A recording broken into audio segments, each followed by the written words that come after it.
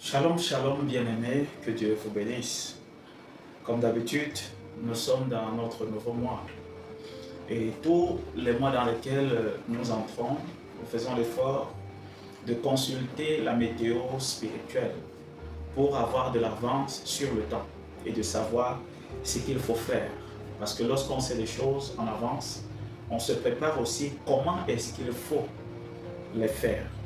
Bien-aimés dans le Seigneur, après le mois de la Pentecôte, où nous avons été bénis par la grâce et le Saint-Esprit, il faut dire qu'aujourd'hui, Dieu nous donne l'opportunité de voir toutes les bonnes semences de nos vies se multiplier. D'où je vais te dire, sois la bienvenue dans le mois de juin, le mois de la multiplication divine. Nous avons reçu la révélation de ce mois à partir du livre de Genèse, chapitre 1 au verset 28. Nous allons prendre la peine de lire ce que la parole de Dieu nous dit. Genèse chapitre 1 au verset 28 dit ceci. Dieu les bénit et Dieu leur dit, soyez féconds, multipliez, remplissez la terre et l'assujettissez. La Bible nous fait comprendre ici que Dieu après avoir créé l'homme, à son image et à sa ressemblance, au sixième jour, qu'est-ce qui s'est passé? Là, nous étions au verset 26, quand il dit « Je crée l'homme à mon image et à ma ressemblance ». Au verset 28, la Bible nous dit qu'il a béni l'homme. Et après la bénédiction, qu'est-ce qu'il fait? Il dit à l'homme de se multiplier. Ce qui signifie que lorsque nous sommes bénis par le Saint-Esprit, bénis par la grâce, ce qui suit, c'est la multiplication. Donc Dieu n'a pas établit l'homme comme une bénédiction sur la terre, afin qu'il soit seul, ou afin que le nombre qu'il a sémé reste ainsi. Il a sémé pour que l'homme lui-même ait la grâce de pouvoir se multiplier. Et cette grâce a été donnée à l'homme le sixième jour. La Bible nous dit clairement que Dieu les bénit et Dieu leur dit, soyez féconds, multipliez-vous, remplissez la terre et la sujettissez. Ça veut dire que, en fait, par le nombre, par la multiplication, nous avons la domination. Parce qu'à la suite, la Bible nous fait comprendre et dominer sur les poissons de la mer, sur les oiseaux du ciel et sur tous les animaux qui se meuvent sur la terre. Alors, bien aimé, il y a plusieurs façons de dominer. Et l'une des façons les plus fortes, l'une des façons les plus redoutables, c'est le nombre. Ah oui, le nombre est exceptionnel. Il dit à Abraham que je vais te multiplier comme le sable de la mer et les étoiles du ciel.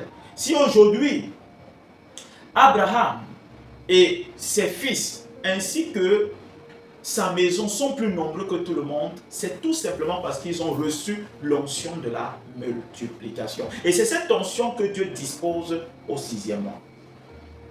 C'est cette onction, je voudrais attirer votre attention ce soir, cet après-midi, concernant ce mois de juin dans lequel nous sommes entrés, que c'est un mois où l'onction de la multiplication a été relâchée. Parce que Dieu nous a bénis depuis le début de l'année et particulièrement au mois de mai, il nous a bénis. Maintenant, il faut que cela se multiplie. Et pour cette raison, il y a une grâce de la multiplication qui a été relâchée et il faut que chacun de nous saisisse cette grâce. Le mois de juin est le sixième mois de l'année. En d'autres termes, le sixième fils de l'année 2026. Donc parmi les fils de l'année 2026, alors il faut savoir que c'est le sixième fils de l'année 2026 qui représente le sixième fils de Jacob qui s'appelle Nephtali.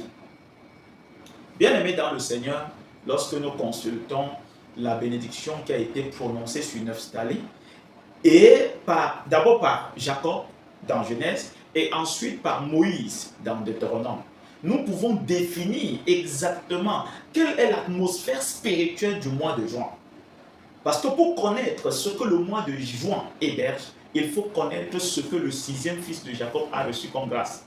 Ce que la tribu de Nephtali a reçu. Nous allons donc voir ça en profondeur, selon ce que Jacob avait prononcé comme bénédiction sur Nephtali. Et ce que Moïse avait prononcé comme bénédiction sur Nephtali. À partir de ces deux bénédictions, nous pouvons savoir d'une manière concrète la bénédiction, l'atmosphère spirituelle, la grâce qui est relâchée dans le mois de juin. Nous allons ouvrir nos Bibles dans le livre de Genèse, chapitre. Nous avons Genèse, chapitre Genèse chapitre 49 au verset 21. Qu'est-ce que la parole de Dieu nous dit? Genèse 49, juste au verset 21. Qu'est-ce que Dieu nous dit? Nephtali est une biche en liberté. Il profère de belles paroles. Vous savez, lorsqu'on définit ce que c'est que la bénédiction, c'est la déclaration des belles paroles. C'est ainsi aussi que la malédiction est la déclaration des mauvaises paroles. Donc dans ce mois, il y a des belles paroles qui ont été déclarées de la part de Dieu en notre faveur. Et ces paroles viennent multiplier chaque semence que nous avons semée et vient aussi multiplier les semences que Dieu a semées. Donc il y a deux types de semences que Dieu va multiplier dans nos vies. Il y a les semences que nous avons semées et il y a aussi des semences que Dieu a semées en nous.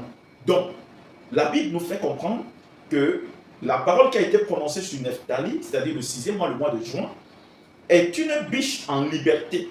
Donc la première chose que nous avons constatée en ce qui concerne ce mois de juin, c'est que l'homme créé à l'image et à la ressemblance de Dieu est une personne libre. Donc à toutes les fois qu'on parle du 6e mois, on voit l'homme libre. C'est-à-dire l'homme libéré de toute forme de captivité, l'homme libéré de toutes sortes de malédictions, l'homme libéré de toutes sortes de pauvreté, l'homme libéré de toutes sortes de sorcellerie. Donc, la Bible nous dit qu'en ce mois, nous aurons la liberté et nous aurons la bénédiction. On dit, Nephtali est une biche en liberté. Il profère de belles paroles. Deux choses, la délivrance et beaucoup plus la bénédiction, les bénédictions de Dieu. Beaucoup de bonnes choses vont se multiplier dans nos vies en ce 6e mois. Il faut tout simplement qu'on soit vigilant et que nous captons en fait les instructions qui sont cachées derrière cette abondance. Parce que pour qu'une chose se mette en existence, il faut appliquer la loi qui permet qu'elle soit en existence. Et vous savez, en ce mois de juin, il y a l'abondance, une abondance terrible. Et une abondance qui n'est pas dans la captivité, une abondance qui est dans la liberté, c'est-à-dire dans la délivrance, dans la guérison. C'est-à-dire on ne peut pas être captif. C'est-à-dire l'esprit qui est en nous va d'abord apporter la délivrance et ensuite l'abondance. C'est pourquoi la Bible déclare que, bien aimé, je souhaite que tu prospères à tout égard et que tu sois en bonne santé, qu'on prospère l'état de ton âme. Donc, quand Dieu décide de nous bénir, de nous multiplier, la première chose qu'il commence à faire, c'est la délivrance.